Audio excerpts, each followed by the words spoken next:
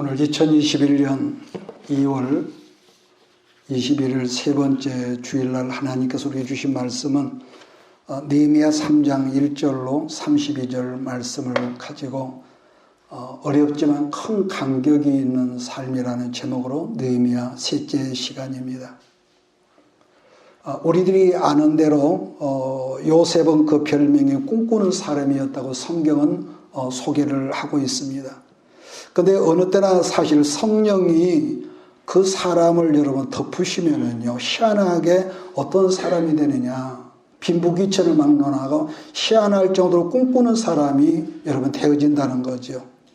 그래서 구약이나 신약이나 하나님을 만났던 사람들은 물론 그게 크고 적은 차이는 있었겠지만 하나같이 어떤 특징이 있느냐, 꿈쟁이가 된다는 거죠.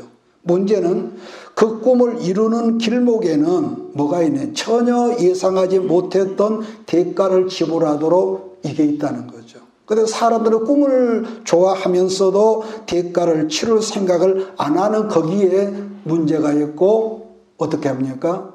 헛된 이 헛꿈을 꾸는 거죠, 나중에는. 왜냐하면 대가를 안 치르니까. 그러니까 진정 꿈을 이루는 길에는 어떤 거예요? 반드시 꿈은 화려하죠. 근데 꿈으로 다가가는 길목에는 희한한 뭐가 희생이 있고 눈물이 있고 좌절과 아픔을 치르는 비용을 지불하는 어떤 뭐라 할까? 대가를 지불해야 하는 것이 분명히 있다는 겁니다.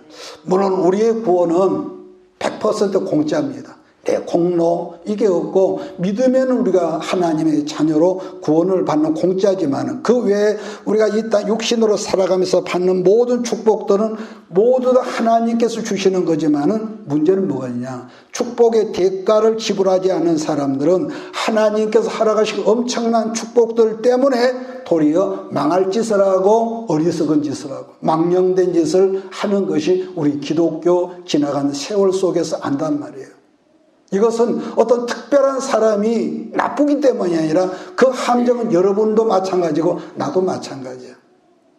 그러니까 우리는 죽는 순간까지 나를 부인하고 어떤 축복을 받을지라도 우리는 청지기 정신으로, 하나님 이것은 원래 내 것이 아니라 주께서 내게 맡기신 것입니다, 이런 마인드를 가진 심령을 가지면은요, 어떤 축복, 어떤 큰 역사를 이룬다 할지라도 그 사람은 시종일관 초지일관 변함이 없다. 그런데 이렇게 말씀하는 나 자신도 결코 여기서는 자유롭지 못하다는 거예요. 근데 늘 제가 여러분에게 강조했던 것처럼 그러던 나지만은 어느 순간에 그분의 말씀의 에너지가 우리 안에 채워지면은 그분의 말씀의 에너지를 우리가 덧입게 되면 어떤 역사가 있는 줄 아나요? 내 속사람이 변한다는 거예요. 내가 바꿔줘야지, 내가 목사니까 이러면 전혀 그거 아닙니다. 아무리 내가 구호를 외치고 아무리 내가 금식을 해도요, 그분으로 채워지지 않으면은 우리는 안 된단 말이에요. 여러분 잘 안 갔지만 좀 잠깐 제가 말하겠습니다. 어제 아침에 토요일 날 새벽 기도를 끝나고 집에 가는데 이런 일이 있었어요. 희한하게 2번이나 반복했었는데 앞에 가던 차가 목사님이 타고 있는 차를 돌진을 하는 거예요. 그럼 어떻게 해요? 순간적으로 피해야지. 한 번 또 가다가 또 있는 거야. 그런데 그걸 제가 말하는 것은 내가 목사님이니까 이런 관점은 아니거든요. 그걸 보면서 내가 뭘 느꼈냐면, 그전 같으면 내 속에서 막 혈기가 오르고 대번에 저런 강아지 이런 말이 이게 나왔을 거란 말이야. 그런데 어제 같은 경우는 희한하게 그런 생각이 내가 안 해야지가 아니라 그게 안 오르더란 말이에요. 그러니까 어떤 사람들은 목사님 좀 천만의 말씀이에요. 그래서 그 사람은 누구든지 빈부귀천 유무식을 막론하고 예수 그리스도의 생명의 에너지가 십자가 보혈의 에너지가 채워지면은 여러분이 변해야겠다, 내가 변해야겠다가 아니라 이 사회 내 안에서 변화된 어떤 것이 순간적으로, 이해하십니까? 그러니까 우리는 본능적으로 뭐가 있습니까? 식욕, 먹고자 하는 욕심이 있어. 또 아무 어떤 사람이라 할지라도 성적인 욕구가 있단 말이에요. 명예욕이 있어. 이것은 3대의 이 거대한 욕심인데 이것에서 자유할 사람이 아무도 없는데, 그러니까 내가 안 해야지, 예수 믿는 사람, 이게 아니라 지금 말한 대로 내 속에서 그것이 저절로 순간적으로 나온다는 것을 제가 여러분에게 간증을 한 거예요. 그래서 다른 게 아니고 나는 예수를 오래 믿었어. 우리 엄마 뱃속에 없어. 그건 아무런 소용이 없습니다. 내 안에 그리스도가 채워지고 넘어지고 좌절하는 걸 볼 때 내가 이 순간에 내가 이 말을 안 해야 하는데 해놓고 보니까 이것 때문에 내가 아직도 하나님 이래요. 그 자꾸 아파하고 그럴 때에 주님께서 우리에게 주의 성령으로 말씀의 에너지를 채워질 때에 여러분 안에 변화된 어떤 역사가 일어남을 믿습니다. 자, 그런 점에서 느헤미야 특징은요, 뭐가 있냐? 꿈입니다. 꿈. 그 꿈을 이루는 비용과 대가 지불하기를 느헤미야는 당연시했다는 거죠. 또 하나는 느헤미야는 이 세상 모든 평신도들의 모델이 아니겠는가 하는 그런 제가 생각을 해봤는데, 여러분 3장 말씀 우리가 1절부터 32절까지 읽었는데요. 공사에 참여한 사람들의 명단만 쭉 이렇게 기록된 것 같지만은 느헤미야는 굉장히 보면은 전략적이었다. 지도자로서. 여기서 전략적이라는 말을 성경적으로 생각한다면 느헤미야는 아주 어떤 영적인 탁월한 어떤 지혜가 있었던 이런 사람이라고 말할 수가 있는데, 누차 제가 반복했지만 지혜라고 하는 건 뭐냐? 내게 맡겨진 일을 처리할 줄 아는 방법을 가진 사람이며 대가를 지불할 줄 아는 사람이다. 제가 이 말을 제가 했던 것 같습니다.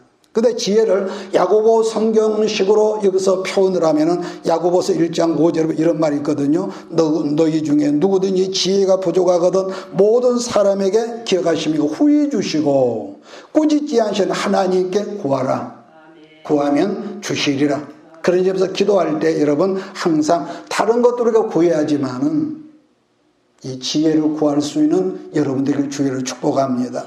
다른 또 하나는 뭐가 있느냐? 내가 지금까지 배우고 알고 있는 그것만 머물지 말고 다른 사람들의 가지고 있는 지식과 지혜를 늘 배우라는 거예요. 예를 들어서 어떤 교회 사람들이 그러죠. 우리 교회 목사님은 이거 똑소리 난다고. 아니요.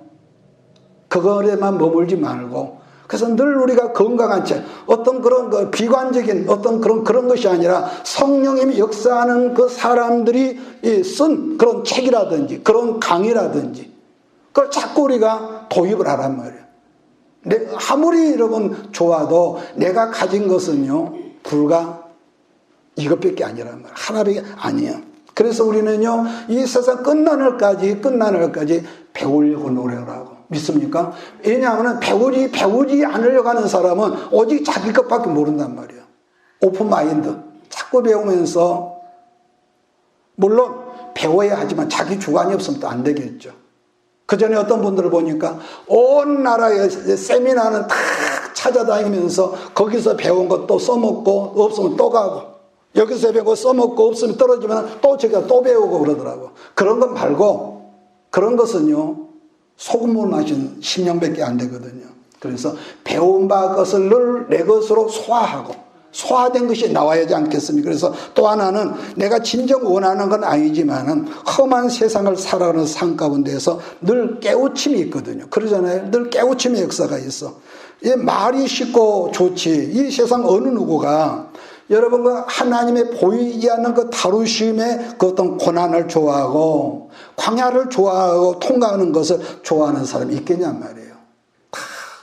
쭉쭉 빵빵 막 막힘없이 나가는 걸 좋아하지. 근데 하나님께서요, 하나님 너는 내 것이야. 내가 너를 내 작품으로 만들 거야. 그렇게 점찍어 놓은 사람은 여러분 희한하게도 반드시 컴컴하고 때로는 기가 막히고 이렇게도 안 되고 저렇게도 안 되는 기가 막힌 광야에 집어넣으실 때에 거기 뭐가 있습니까? 인내를 배우게 되고 겸손을 배우게 되고 사람 중요한 걸 배우게 되고, 그래서 비로소 거기서 깨닫지 않습니까? 깨우치고. 그런 점에서 지혜는 한 가지가 아니라 우선은 하나님께서 부어주시는 것이 있습니다. 늘 말씀으로 부어주시는 거 있고, 둘째는 지금 말한 대로 다른 사람을 통해서 내가 또 배워지는 것. 세 번째, 내가 살아가는 삶 가운데서 실수할 때 거기서 배워지는 게 있습니다. 그런가 하면 다른 사람의 칭찬을 통해서 내가 연단받을 때겠습니다. 그럼 칭찬하고 연단이 무슨 소용이 있겠습니까? 그래, 잠언을 보십시오. 하나님께서 칭찬을 통해서 그 사람을 연단한다고 그래요. 왜냐하면 우리는 칭찬을 받으면 나도 몰래 이래지거든. 인정받는 것 같다. 그런데 거기에 서점이 나오면은 그래서 그걸 통해서 연단이 시작된다는 거죠. 느헤미야가 어떻게 그 큰 성벽 공사를 52일 만에 완공을 했다냐 하면은 오늘 성경 다음에 또 말하겠지만은 42구역으로 나누었다는데요. 성벽 공사를 42개 구역으로 쪼갰다는데 이것을 동시다발적으로 이렇게 했다고 그랬습니다. 물론 우리들 삶 가운데서 우리가 어떤 일을 할 때 점진적으로 어떤 일이 되어질 때도 있지만은 어떤 때는요, 우리가 인생을 살다 보면은 똑같은 일도 어려운 일도 좋은 일도 뭐가 있냐, 아주 동시다발적으로 해결되는 그런 때를 여러분 만날 때가 있을 거예요. 이런 것을 통과해 보지 않는 사람은 그게 어떤 관념적으로 듣겠지만 아니요. 그럴 때가 있습니다. 그러면 느헤미야는 어떤 일을 했을까? 아마 느헤미야는 이 지도자로서 성벽의 높낮이를 잡아주고 전체적인 어떤 기준을 잡아주는 그런 일을 했을 것이라 그렇게 보죠. 왜냐하면은 여러분 지금도요, 아무리 크고 적은 이 공동체가 할지라도 지도자가 어떤 기준을 잡아주면은 다른 사람 그 기준에 맞게 뭐합니까? 행동하고 그렇게 그 기준 안에서 머물려고 이 말을 하는 걸 보죠. 자, 그러면은 그러한 느헤미야의 리더십은 물론 하나님께서 부어주셨겠지만은 그러나 어디에서 그런 리더십 배웠을까 그랬을 때에 바사국인 페르시아에서 배웠을 것이다. 우리는 생각 없이 그냥 바사 제국 이렇게 말하지만은 실상 여러 페르시아 제국이 얼마나 강대한 제국이라는 것을 우리는 몰라요. 오늘 미국이요, 어림도 없습니다. 그러니까 바벨론 다니엘이 환상으로 봤던 여러분 그 바벨론 멸망 이후에 세계 최강의 나라가 이 나라였단 말이에요. 페르시아.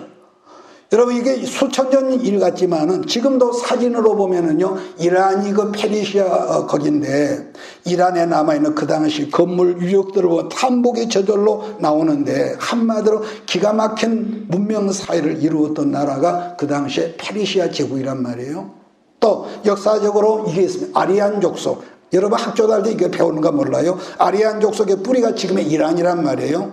그 아리안 쪽이 동쪽으로 나갔을 때에 그것이 여러분은 인도를 형성했고 그 아리안 쪽이 서쪽으로 나갔을 때에 지금의 유럽 사람들의 여러분 조상이 됐다는 거죠. 그래서 흔히 말하기를 아리안족이 인류 문명의 시초라고도 말하기도 합니다. 그래서 한때 느헤미야는 전쟁 포로의 그 신세, 전쟁 포로의 자녀로 성장하면서 인권이 있었겠어요? 뭐가 있었겠습니까? 그런 기가 막힌 그런 환경 속에서 일들을 배우고 때로는 일을 배우면서 회의도 있고, 그러나 느헤미야의 모든 일을 살펴볼 때에 파사에서 배운 일들 중에 어느 것 하나라도 버릴 것이 없었겠구나, 우리가 이걸 보거든요. 그런 점에서요, 지금도 아까도 언급했지만 뭔가 배우려고 하는 사람은 특징이 있습니다.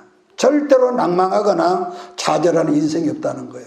물론 그럼 내가 배우려고 하니까 막 돈도 잘 벌, 이런 관점이 아니라, 첫째는 뭐죠? 항상 낭망이나 실망은 그 환경에서부터 오는 것이 어디서 옵니까? 내 마음에서부터 나오잖아요. 내 마음에서부터. 그러니까 자기에게 주어진 삶 가운데 묵묵히 뭔가를 배워 충성했던 사람들 열거한다면은 느헤미야가 첫 번째 모델이고, 두 번째 누가 있겠습니까? 요셉이 있지요. 요셉이 똑같다고 이렇게 보는데, 요셉이 자기 스스로는 그랬을 거예요. 기구한 팔자라고, 기구한 운명이라고. 그런데 만약 거기에서만 머물렀다면 요셉이 성실하게 배웠을까요? 저는 그렇지 않다고 봅니다. 아무리 환경은 기가 막히고 도무지 이해가 되지 않는, 해석이 안 되는 그런 환경이지만은 하나님 앞에 배우려고 하는 사람은요, 힘들고 때로는 억울해서 눈물이 날지라도요, 여러분 넘어지지 않는 거예요. 그래서 언제나 여러분 요셉을 우리가 보면은 아버지의 사랑을 독차지하면서도 항상 뭘 입습니까? 그 당시에 귀족들만 입는다는 12형제 가운데 유별나게 요셉만 채색 옷을 입었던 사람이 하루아침에 노예로 팔려갔으니까 그랬다더라고. 우리가 그 배경을 생각하잔 말이에요. 자, 그래서 거두절미하고 노예로 살아가기 시작한 보디발의 집에서 요셉이 뭘 배웠을까? 간단히 이걸 요약을 하면은 행정과 경제를 배우지 않았을까? 왜 그러냐면은 여러분 보디발의 집은요 일반 가정집이 아니거든요. 우리는 그저 보디발 그러지만 일반 가정집이 아니라 이 집은 엄청나게 큰 집이다 보니까 가정경제를 배웠다기보다 한 고을의 여러분 경제 도읍지를 여러분 배웠다는 그런 이론이 가능한 거예요. 한 예로 보디발 집안이 뭐가 있었느냐? 그때 당시에 이 제국의 이 왕궁에서 일했던 모든 신하들이 잘못하면은 전부 다 보디발의 집안에 있는 그 형무소라도 보냈단 말이에요. 그러니 집안이 보통 집이냐는 말이에요. 아주 엄청나게 말할 수 없죠. 그러니까 왕궁에서 잘못한 모든 사람들을 잡아다가 형무소에 집어넣는 그런 형무소가 그 집안에 있었다는 거죠. 그 집안에가. 자, 그 다음에 믿었던 자기 상전에 누굽니까? 보디발의 사모님의 모함으로 말미암아 한번 들어가면 죽어서만 나올 수밖에 없다는 지하 감옥에 어느 날 꿈 많은 젊은이가 들어갔습니다. 얼마나 억울했을까요? 뭔가 좀 나아질 줄 알았는데 이런 일이 어쩌면 생겼을까? 그러나 억울도 했겠지만은 거기서 수많은 크고 작은 범죄자를 섬기다가 어느 날 술 맡은 장관과 떡을 맡은 음식을 담당하는 주방장 장관을 섬기면서 그들이 뭘 배웠을까? 아마 거기서 왕궁의 고관들이 있기 때문에 정치를 배우지 않겠습니까? 정치를. 그래서 요셉은 여러분 어린 17세의 티네이저로 노예로 끌려가서 얼마 동안 13년 동안 여러분 노예살이 지수살이로 죽을 고생을 했단 말할 수도 있겠지만은 여러분 하나님께서 요셉 되게 하시려는 광야 단계의 그 과정이 학교란 말이에요. 학교, 일종의 사관학교죠. 왜냐하면 이게 수평적인 관점에서는 요셉의 기가 막힌 상황과 환경과 우리식으로 팔자 타령할 수밖에 없는 상황이지만은 근데요 창세기 기자가 요셉에 대해서 뭘 말한 줄 아세요? 어떻게 보면은 사람 약 올리는 것처럼 요셉이 노예로 보디발 입에 팔려갔는데 뭐라고 하느냐? 또 나중에 억울한 그 강간 미수범으로 자기 상전을 강간하려고 했다가 미수했다는 그 파렴치범으로 감옥에 들어가서 똑같은 문구가 있거든요. 하나님이 요셉과 함께 하심으로 기억합니까? 요셉이 형통한 자가 되었다. 도무지 이해가 안 되잖아요. 도무지 이해가 안 돼. 그런데 이런 말을 창세기 기자가 연달아하고 있다. 그냥 우리는 혼이 보니까 뭐 그렇지만은 그 당시의 주인공이 그게 뭐 겪겠냔 말이에요. 근데 디모데전서 4장 4절 말씀 보면 하나님께 지으신 모든 것이 선함에 기억하십니까? 감사로 받아들이면은 버릴 것이 없다. 쓰레기가 없다는 거예요. 그래요. 그 어떤 상황에서 여러분 그래서 입에서 감사가 있기를 바랍니다. 믿습니까? 감사. 뭐 이런 일에 감사 아니요. 성경은요. 창세기부터 요한계시록까지 딱 믿음이 두 가지로 나와요. 뭐가 나오느냐? 긍정적인 믿음의 마인드로 한계닥에 나오고 부정적인 마인드로 이렇게 나옵니다. 똑같은 이 포인트는 하나인데도. 그런데 성경을 보세요. 환경은 아무리 기가 막힐지라도 말씀을 붙잡고 믿음으로 나가는 사람은 항상 이겼더라. 그러나 환경만을 바로 하나님을 보지 않는 사람들은 망했더라. 제 말 이해하십니까? 그래서 우리가 그런 이 선배들의 교훈을 보면서 어떤 환경과 사람 거기에 우리가 묶어지면은 안 된단 말이에요. 안 돼.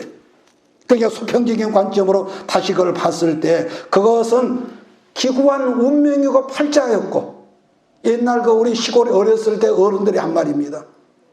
복 없는 사람이 가루를 팔아오니까 바람이 불어서 다 날아가 버렸대.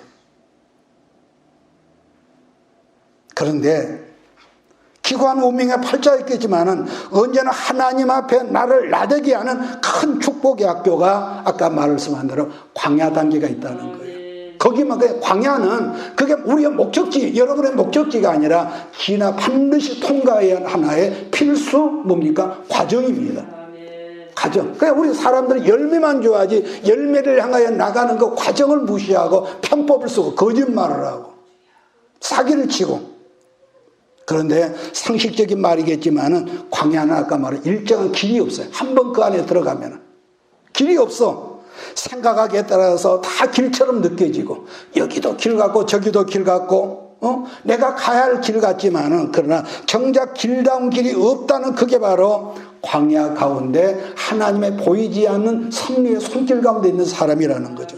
그런데 여러분 제가 이 나이까지 살아오면서 체득한 진리라고 말한다면 광야에서 유일한 길은요 오직 말씀밖에 없었습니다. 그래서 예수님이 뭐라고 합니까? 내가 길이요 진리요 생명이라는 거죠. 오직 그분밖에 없었어요. 왜냐? 나를 나대게 하는 준비 기간이었으니까. 나를 나대게 하는.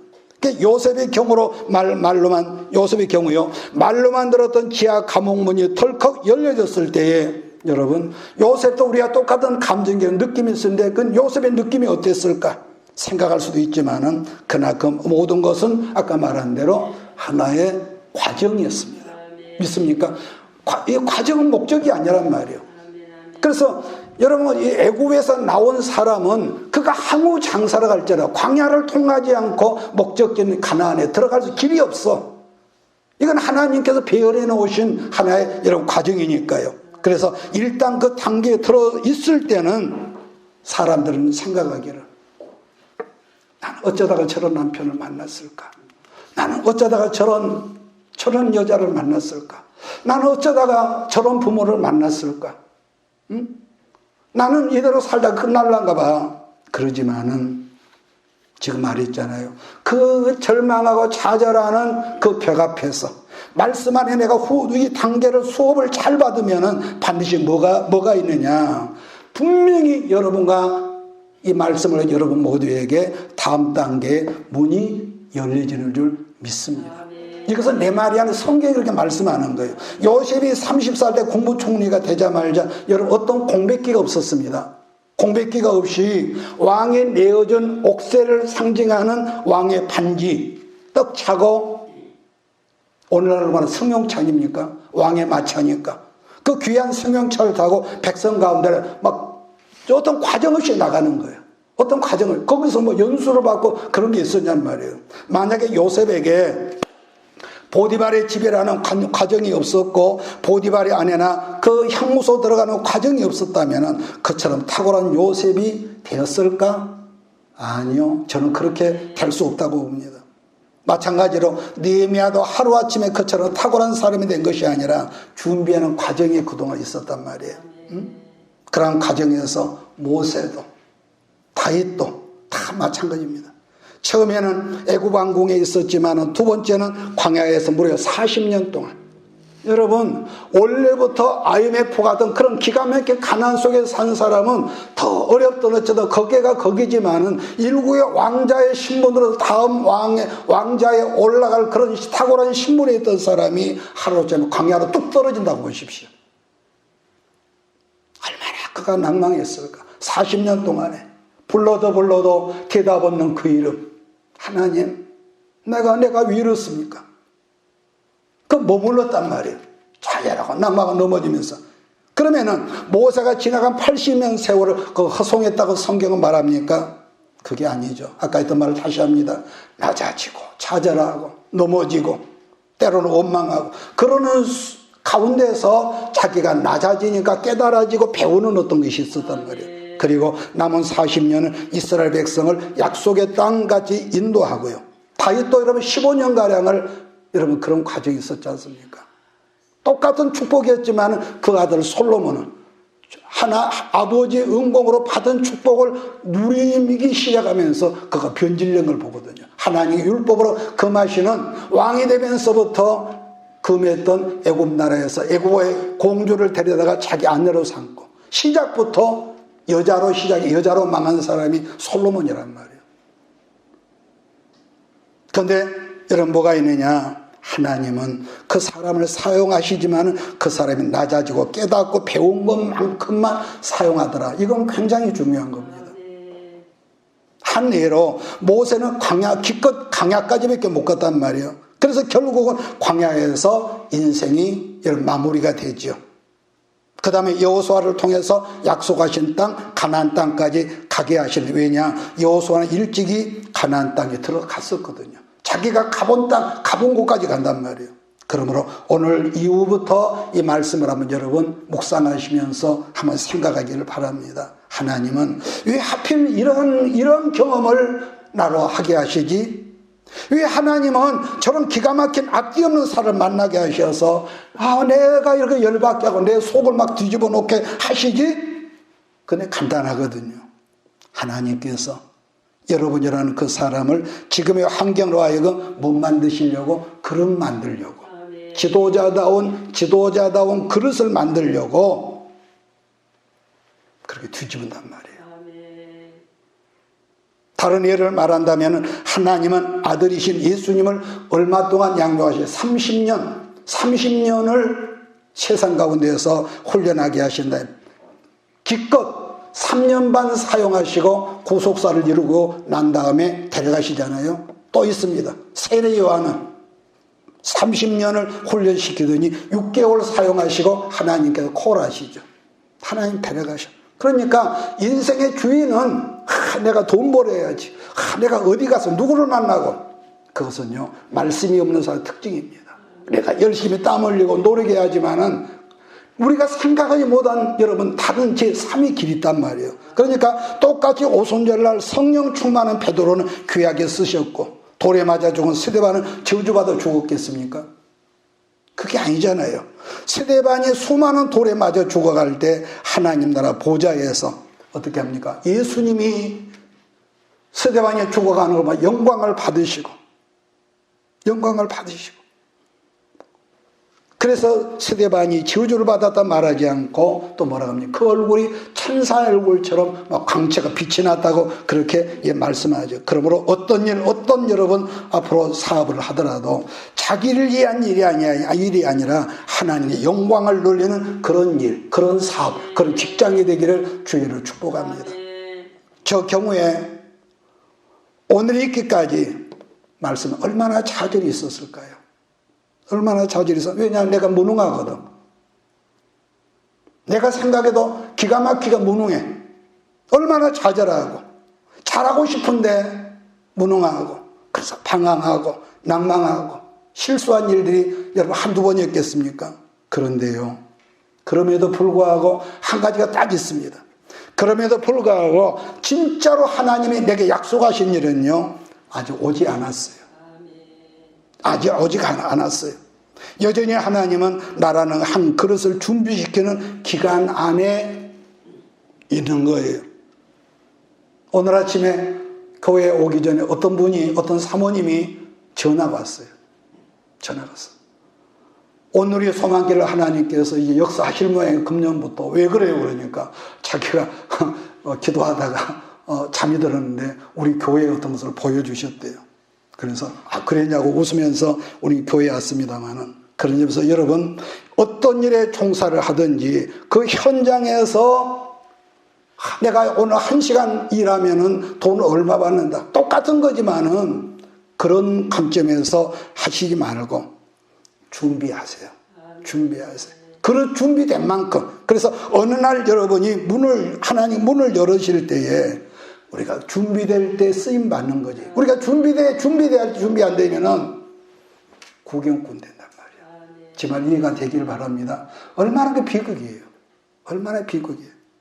잊지 말 것은 그동안 원망하거나 분노를 품거나 또 누구를 미워하거나 자포자기하는 일이 없어야 한다는 점이에요.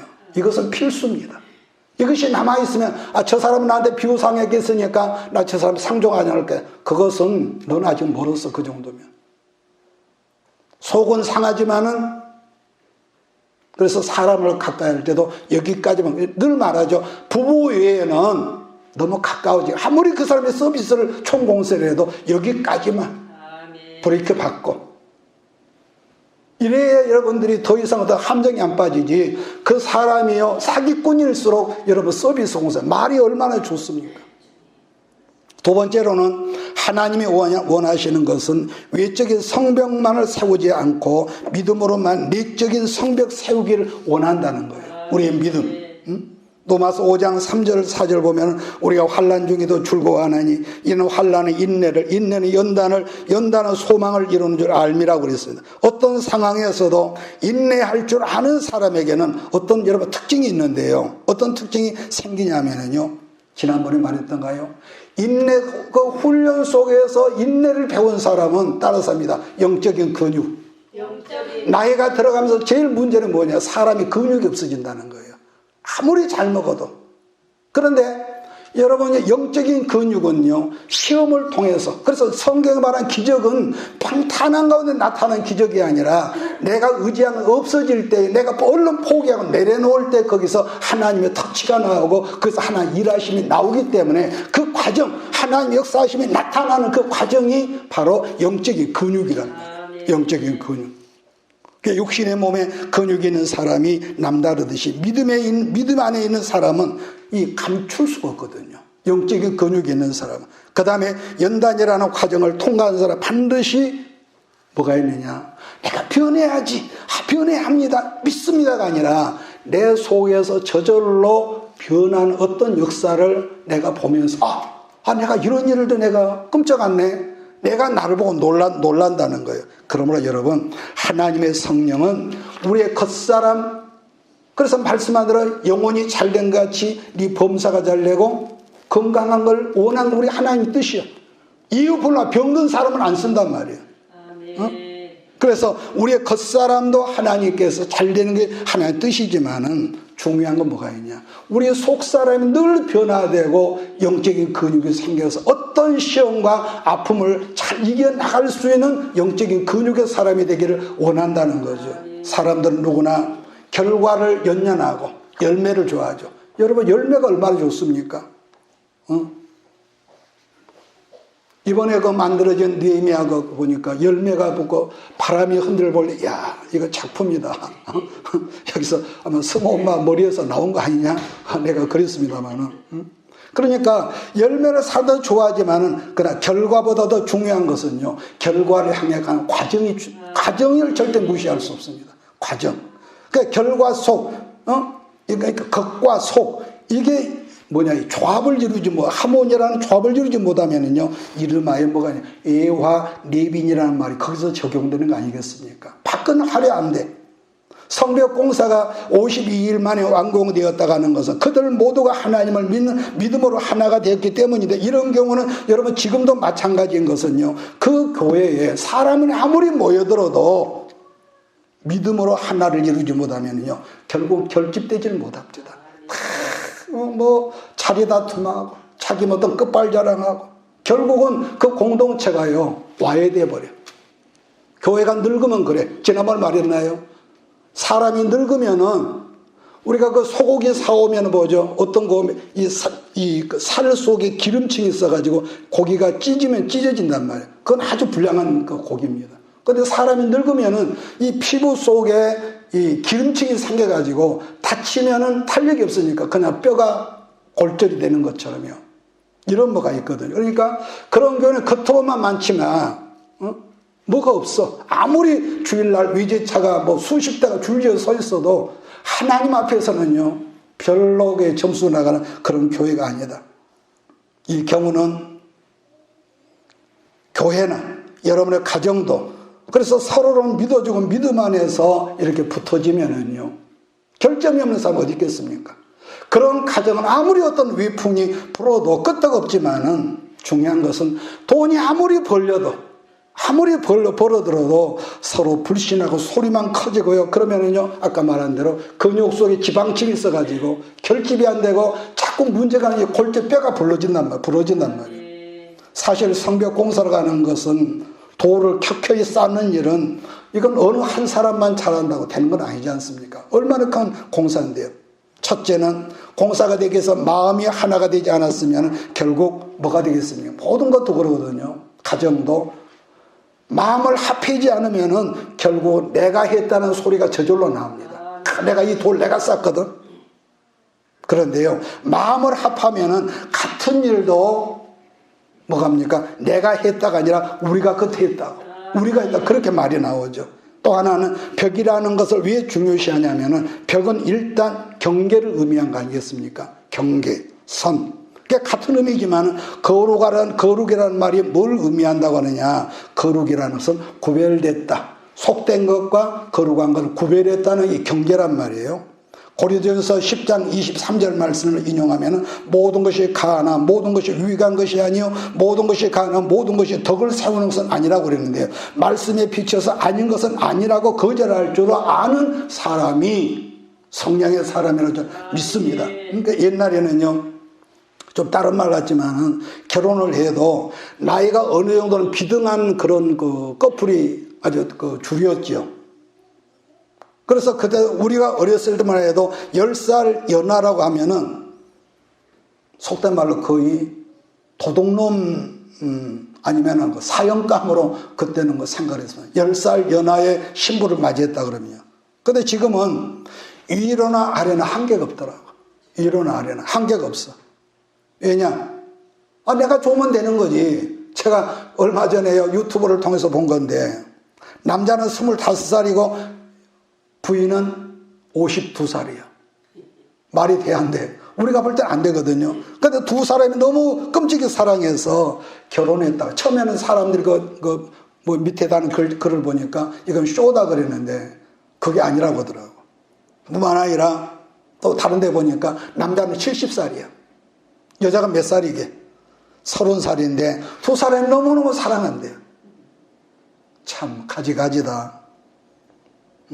여러분, 그게 무슨 상관이냐? 서로 좋아하면 되는 거지 할 수도 있겠지만 반드시 어떤 룰은 여러분 있어야 하는 거 아니겠습니까? 다르게 말하면 오늘 본문으로 벽은 있어야 하는데, 다르게는 주일날은 여러분 천하에 없어도 예배를 드려야 한다는 것은 이건 율법주의가 아니란 말이에요. 너가 교회는 꼭 교회 가서 예배를 드리냐? 하나님의 영이 거하시는 자유가 있으니까 산에 가서도 드리고 뭐 상관없어. 그건 지가복음의 사람인데요. 여러분, 그걸 영어에서 구별된다. 그걸 영어에서는 바운더리라는 말 여러분 기억할 거예요. 이것은 경계나 영역으로 우리말로 번역한 걸 의미한단 말이에요. 그러니까 제가 가끔 법과 사랑은 따로가 아니라 알고 보면 하나라고 했던 말을 기억할 거예요. 모든 것이 강하지만 모든 것이 다 유익한 것이 아니라고 여러분 했는데, 중요한 것은 나의 유익만을 앞장 세우면은 덕 세우는 일에는 실패. 아멘. 나의 유익만을 세우면은. 그러니까 내 입장, 내 유익이란 결국은 뭐겠습니까? 말씀해 주신 건 욕심이란 말이에요. 아멘. 내 명예. 사랑의 공동체지만은 교회도 가정도 조금 전에 제가 언급했던 바운더리가 있어야만이 서로를 보호하게 되고, 그런 점에서 이단이나 사이비 교회, 교주 같은 이 목회자들이 일종의 카리스마를 빙자해서 공동체를 이끈 교회는요, 아마 거의 100% 이 바운더리가 깨어졌다고 해도 저는 과한 표현이 아니라고 봅니다. 그런 게 없어. 영역이 오로지 너희는 내 말에 복종해야 해. 목사는 물론 목사의 영역이 있고, 가정에서 남편은 남편의 영역이 있고, 아내는 어디까지 아내의 영역이 있단 말이에요. 그 고유의 나의 영역을 상대가 목사라고 무시했을 때는 그건 아니다. 그건 잘못했다고 말을 하고 그 말에 응답을 해줄 수 있는 것이 어떤 한계가 있는 그런 사람이란 말이에요. 다르게는 이성간의 영역도 재물의 욕심도 노라고 거절할 줄 아는 사람이 여러분 돼야 한다는 거 아니겠습니까? 또 느헤미야가 성벽을 쌓았다고 하는 것은 안과 밖을 구분했다. 안과 밖을 구분했다. 그걸 영적으로 말하면 속된 것하고 거룩한 것을 구별했다는 그런 뜻이기도 한단 말이에요. 그런데 중요한 것은 안과 밖을 구별했다고 영원히 그것이 구별이 되면은 그게 뭐가 되겠습니까? 그래서 뭐가 있었냐면 오늘 쭉 본문 보니까 이 예루살렘 성에 문이 10개가 있어요. 출입구가 10개. 10개를 두었다는 것인데, 왜냐하면은 문이 없으면 밖에 소통이 안 되지 않습니까? 소통이 안 돼. 맨 먼저 우리가 1절에 보니까 무슨 문이 있냐? 양문이 있습니다. 그래서 지금은 별로 그런 교회가 아니라 옛날에는요, 우리가 어렸을 때 양문교회가 굉장히 많았죠. 서울 같은 데 가면. 그러니까 3절은 또 어문이 있습니다. 어문. 한문 성경으로 고기를 말 때 그 어자인데 아마 이거는 아마 그 바다에서 잡아온 고기를 아마 그리 가지고 들어왔던가 봐. 6절은 입문이라고 해요. 입문. 그 다음에 13절은 골짜기 문이 있고 그 다음에 14절은 우리말로 그냥 분문이라고 했습니다. 무슨 문이요? 분문. 그 분이 뭘까? 근데 여러분 제가 이게 분문이 뭘까 하면서 다른 뭐 현대 성경도 찾아 여러 가지 그 성경을 찾아봤는데 뭐가 없어. 그런데 현대어 성경인가? 거기를 보니까 분문이 뭐라고 번역이 돼요? 똥문이에요. 똥문. 그 개혁 성경도 이 말이 아니에요. 거기도 분문이거든요. 그러니까 이 똥문이란 말인데 옛날에는 흰놈의 골짜기로 모든 오물을 버리러 나갈 때 이 똥문을 시체를 또 한다든지 버릴 때에 이 문을 반드시 통과했던 것 같아요. 그래서 그 다음 15절은 샘문이라고 그랬는데 이것은 실로암으로 나가는 게 문이고 다르게는 수문화 강장으로 나가는 문으로도 우리가 기억을 합니다. 자, 그 다음 수문 다음은 이 말이 드나드는 문으로서 마문이 있습니다. 마문이 있고 동문이 있고 그 다음에 31절에는 한미갓이라는 문이 있어요. 한미갓. 그럼 한미갓이 무슨 말? 한미갓이 무슨 문이냐? 그 부근에 아마 형무소가 있었던 것 같아요.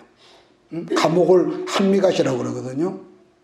이 말은 그러니까 한미갓. 이게 자 여러분에게 한번 질문하겠습니다. 느헤미야 성의 첫 번째 문이 아까 무슨 문이라고 그랬습니까? 첫 번째 성이 1절에 양문이죠. 양문. 우리 예수님은 요한복음 10장 17절에서 뭐라고 하죠? 나는 양의 문이다. 내가 양의 문이라고 하셨거든요. 예수님이 바로 양문이라는 거. 요한복음 10장 9절에 내가 문이니 누구든지 나로 말미암아 들어가면 구원을 받고 또는 들어가면 나오며 기억하십니까? 꼴을 얻는다. 말씀을 받는다. 반복합니다만 이 세상 어떤 사람이라도 하나님께로 나가는 예배를 놓치면은 결국 인생은 적어도 나는 그렇게 배우고 그렇게 생각합니다. 예배를 놓친 사람은 그 인생이 끝이다. 그래서 모든 문들이 다 중요하지만 양의 문이 가장 중요하다. 그래서 여러분 제가 지도를 안 놓고 지금 말씀하지만 사실 예루살렘 지형이 어디가 있어요? 산비탈이거든요. 평지가 아닙니다. 예루살렘 성이.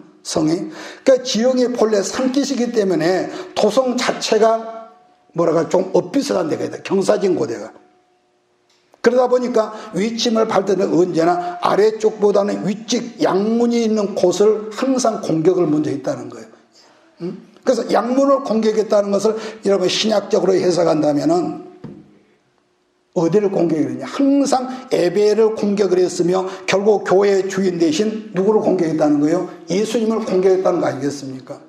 그 다음에 흰놈의 골짜기로라는 문을 아까 무슨 문이라고 그랬냐? 곧 본문, 똥문입니다. 똥문. 여러분 우리들 신앙생활에서 정말로 중요한 것 하나가 십자가를 붙드는 것인데 여기서 십자가를 붙든다는 것은 내가 회개한다는 의미 아니겠습니까? 맞습니까? 내가 회개한다는 의미가 십자가를 붙든다. 그래서 내가 회개한다는 참 의미는 다르게 말하면 옛것을 버린다. 이해가 되기를 바랍니다. 옛것을 버린다는 의미인데 언제나 새 것을 받아들이려고 하는 사람의 특징은 옛것을 내가 버린다. 왜? 버리지 않으면은 물은 흐리지 않으면 고의 것 썩거든요. 그런데도 옛것을 버리지 못하는 사람의 특징은 외모는 화려하게 꾸민다 할지라도 하나님 앞에서는 뭐라고 할까요? 변비 걸린 신앙은 변비. 여러분 변비 걸려보면 얼마나 힘들어요. 남자보다 여자들이 여러분 그 변비가 많은데요. 여러분 변비 걸려보셨습니까? 배설할까 버려야 할까 배설하지 못하면은요 뚱뚱 부어요. 뚱뚱이가 돼. 이유 보는 사람은 뚱뚱이가 됩니다. 다시 말하면은 회개한다는 것은 십자가 앞에서 내가 지금까지 그래서 하나님께서 당신께 쓰셔야 할 모세를 맨 먼저 만났을 때에 기억하십니까? 모세야 네 발에서 신을 벗어라. 왜? 주의 종은 하나님께 소속된 종이거든요. 네가 지금까지 살아온 세상은 네가 주인이었지만 이제부터 네가 신발을 벗어라. 내 종이다. 그런 여러 의미거든요. 그런데 문제는 옛것을 버리지 않는 채로 새 것을 잡으려고 하는 멍충이들이 오늘날도 많죠. 아니요. 자꾸 버리려고 노력을 하고 우리가 그렇게 기도를 해야 합니다. 베드로후서 2장 20절에 보니까 만일 그들이 우리 주 대신 예수 그리스도를 알므로 세상의 더러움을 피한 후에 다시 그 중에 얽매이지고 보면 그 나중 형편이 처음보다 더 심하리니 의의 도를 안 후에 받은 거룩한 명령을 저버리는 것보다 알지 못하는 것이 도리어 그들에게 나으리라 그래놓고 22절 이런 말이 있습니다. 참된 속담에 이르기를 개가 토하였던 것에 돌아가고 다시 먹는다. 개는 토하였던 걸 다시 먹는다고 그러거든요. 돼지가 씻었다가 더러운 구덩이에 자기 배설물에 다시 뒹군다는 말이 그들이 응하였다는 그런 말씀이었습니다. 유월절 성찬에 통참했던 모든 유대인들이 홍해바다를 건너지 못하고 건너고 세례를 받았지만 그들은 결국은 옛것을 포기하지 못하고 그것을 붙잡으로 말미암아 그들은 모두 하나님 앞에 유월절 잔치 통과하고 홍해를 건넜지만 결국은 옛것을 버리지 못함으로 그들이 지옥에 가는 것을 성경은 말하는 거죠. 뿐만 아니라 예수님께서 사랑하셨던 그 제12제자 중에 한 제자 누굽니까? 가룟 유다 역시도 자기가 알고 있던 자기 지식의 옛것을 버리지 못하면 결국은 지옥에 들어간 것 성경은 말씀합니다. 그런 까닭에 하나님은 아브라함을 만났을 때에 처음으로 하셨던 말씀이 있거든요. 창세기 12장 1절을 보면은 제가 읽겠습니다. 여호와께서 아브라함에게 이르시되 너는 너의 고향과 친척과 아비집을 떠나 오늘 네 메시고로 말하면 버리고 네가 네게 보여줄 땅으로 뭐라고 합니까? 가라. 내가 너와 함께 할 거야. 그런 점에서 말세를 살아는 우리들 역시도 본문 성경을 설명한다면 두 개의 문이 절대로 필요해. 뭐겠습니까? 양의 문과 아까 지금 뭐라고요? 분문, 똥문입니다. 더러운 것만 생각하지 말고 내가 버려야 할 거 버리지 못하고 내가 포기할 거. 그런데 문제는 지금까지 붙잡고 있어 버리려고 하니까 얼마나 갈등이 있고 얼마나 불편합니까? 그러니까 내가 말씀 안에 들어가지 못하니까 엉뚱한 사람들을 통해서 상처받게 하고 이것이 바로 버리라 그런 거나 사인이구나 그러면 사건을 통해서 버리지 않습니까? 그런데 느헤미야 3장을 읽어보면 그 공동체에 헌신하지 않았던 사람들의 인물이 있어요. 자, 느헤미야 3장 5절을 여러분 같이 읽습니다. 시작. 그 귀족들은 그들의 주인들의 공사를 분담하지 아니하였습니다. 여러분 신앙생활은요 어떤 사람이 그러죠? 신앙생활은 아주 오래 해서 그 교회의 장로가 되었고 혹은 알아주는 권사가 되었어도요 신앙생활에 간격이 없이 의무적으로 신앙하는 사람들을 여러분 보셨을 거예요.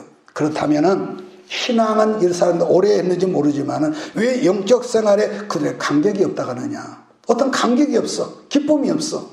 율법은 강하고 그러는데 교회는 오래 다녀서 교회 행정적인 혼이 끼는데도 그럼에도 불구하고 자기 안에 간격이 없다. 왜 그럴까? 한 예를 든다면 요한복음 2장 말씀을 보면 예수님의 공생의 첫 번째 이적 사건이 기억합니까? 맹물을 포도주로 변화시키는 여러분 사건이거든요. 거기에서 우리가 주목해야 할 것은 물을 떠온 하인들은 알더라는 말씀 문구가 있습니다.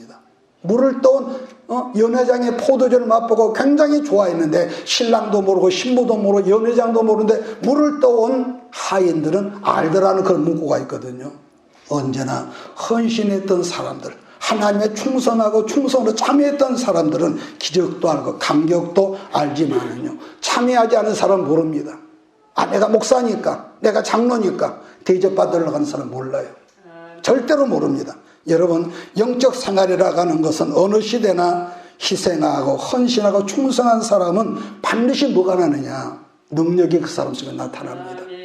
이걸 어떤 기가 막혔던 그런 기적을 말한 것이 아니라 평소에 내가 할 수 없었던 어떤 그런 에너지가 여러분 안에 나타나고 옛날에는 내가 저런 사람 보면은 내가 용납이 안 됐어. 저 사람은 교회 오면서 머리가 왜 저래 헤어스타일이 옷을 저런 거 입고 왔지. 그 사람 보면 속이 뒤집어졌던 사람이 어느 순간에 용납하고 긍휼의 마음, 배려하는 마음 그게 뭡니까? 예수님이 좋아하는 마음 아니겠습니까? 이게 능력이거든요. 그래서 여러분 헌신하는 거 이건 헌신이 굉장히 중요합니다. 내 것 드리고 내 시간 드리고 내 몸 드리고 내 가진 물질 드리고 내 것 내 것이 들어가지 않으면은요, 기쁨이 없어요, 기쁨. 그런데 이것을 끝으로 제가 한마디만 끝내겠습니다. 가끔 보면 저 사람 참 위험한 사람이라는 그런 사람들 교회 가운데 있는데, 무슨 말이냐면은 헌신도 남다르게 하고 봉사도 충성도 남다르게 하지만은 그 사람 내면에 뭐가 있냐면은 이게 있습니다. 자칫하면 우리가 이 병에 걸리는데, 내가 이 교회에 없으면은 이 교회 안 될 거야. 안 될 거야. 내가 없으면 하나님 일이 안 될 거야. 그처럼 교만한 생각을 하는 사람들이 여러분 가끔 보거든요. 보편적으로 남다른 능력이 있다든지, 남보다 남다른 은사가 더 있다든지, 재정적인 어떤 그런 힘이 있다든지, 그랬을 때에 혹 세상적인 유명사가 있다 할지, 이 사람의 특징은 어떤 일은 적극적으로 협조를 해줘. 어떤 일은. 그런데 어떤 일은 살짝 빠져서 저만큼 물러서서 구경하는 또 사람들이 있거든. 장난하는 거예요. 그러면서 은근히 자기가 이 교회에서 얼마나 중요한 인물인지를 은근히 그런 일에서 각인을 시키려는 참 위험한 사람들이거든요. 그러다가 교회에서 자기를 안 알아주면 그 교회를 떠난다든지 말이죠. 그런 은근한 뉘앙스를 풍기는 사람이 있습니다. 여러분 한번 지켜보십시오. 하나님의 교회는 끄떡이 없어요. 다시 말하면은 그 사람이 없어지면은 하나님께서 누군가를 예비하셔서 그 교회에 그 사람을 세웁니다. 그래서 여러분이 이 다음에 목회를 할 때도 그런 점에서 우리가 흔들리지 않아야지, 저 사람이 없으면 우리 교회 어떻게 하나 이러면 안 된단 말이에요.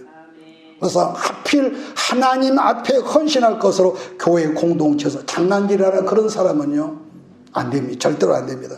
그와 비슷한 이야기가 에스더 4장에 나오는데, 모르드게가 동생 에스더에게 한다는 말이, 네가 지금 잠잠하고 있으면 하나님은 다른 데를 통해서도 우리를 구원해 주실 거야. 그런 이 말씀이 있죠. 그러면 썸뜩한 말하는데, 그러나 네 아버지 집은 망할 거야. 네가 잠잠하면. 그러면서 네가 왕후의 자리에 있는 것이 이때를 위함인지 어떻게 알겠니? 그런 점에서 우리가 하나님 앞에서 중요한 일을 하는 사람들일수록 에스더 4장 말씀을 여러분 가슴에 품어야 저는 한다고 믿습니다. 그래서 행여라도 내가 없으면 이 교회는, 내가 없으면 우리 목사님은 안 돼, 이런 사람은 그야말로 망하려고 죽으려고 하는 사람 똑같은 거죠. 몇 번 말했는데 그 어떤 은사도, 어떤 탁월한 은사도 하나님께서 몸되신 교회를 섬기라기 위한 선물이고, 그 다음 직분은 하나님과 헌신하고 봉사할 수 있는 기회를 주신 거라고 제가 몇 번 강조했습니다. 그러므로 어떤 탁월한 재능도 많은 재물도 학식도 하나님께 쓰임받지 못하면 결국은 주님 앞에 서 있을 때 약하고 게으른 종이라고 그런 말을 듣지 않겠습니까? 본문에 두고와 기족이라고 했는데 복을 많이 받은 사람들인데도 방관자였다는 거예요. 방관자. 이 가운데서도. 그래서 여러분 한 주간을 우리가 살아가면서 우리가 정말로 이 느헤미야를 통해서 배운 바 이런 말씀들이 여러분 심령 속에 그대로 각인되고 우리의 삶 속에 적용되는 역사가 일어나기를 주의로 축복합니다. 기도하겠습니다. 자비하신 아버지 하나님, 생명의 성령으로 우리를 오늘도 붙잡아 주시고 오늘도 말씀 속에서 여러 가지 교훈을 주시고, 하나님의 원하시는 목적은 우리를 고생하고 가난하게 하는 것이 목적이 아니라 모든 과정을 통해서 주의 영광의 그릇이 되게 하는 하나님의 작품을 만드는 과정이라고 그랬습니다. 누구든지 말씀에 말씀되게 하시고 이 말씀이 우리 심령 속에 들어와서 내적인 성벽, 영적인 근육을 세우는데 부족함이 없는 귀한 하나님의 쓰임받는 마지막 때 사명자가 될 수 있도록 하나님 복을 내려 주시옵소서. 예수님의 이름으로 축복하고 기도합니다. 아멘. 내가 너와 항상 함께 하리라. 내가 너를 지키리라. 실망치 말고 나를 보아라. 나는 너의 하나님이라.